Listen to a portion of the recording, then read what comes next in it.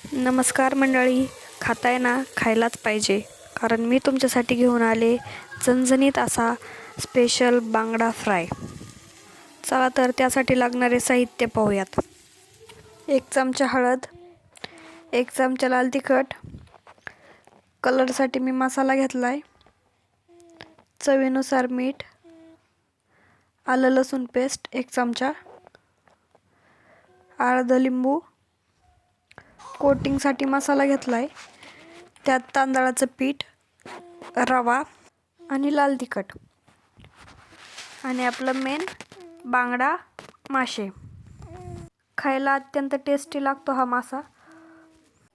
आता आपल्याला घेतलेलं सगळं साहित्य एकत्र करून घ्यायचंय. एकत्र मस्त त्याची फाईन प्युरी सारखं करून घ्यायचंय.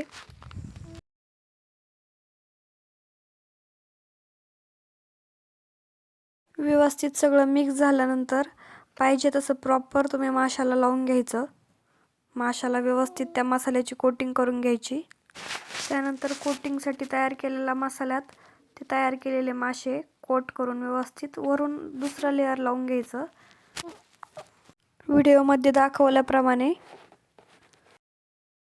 त्यानंतर पॅनवरती तेल टाकून व्यवस्थित पसरवून घ्यायचं आणि त्यावर तयार केलेले मासे शॅलो फ्राय करून घ्यायचे.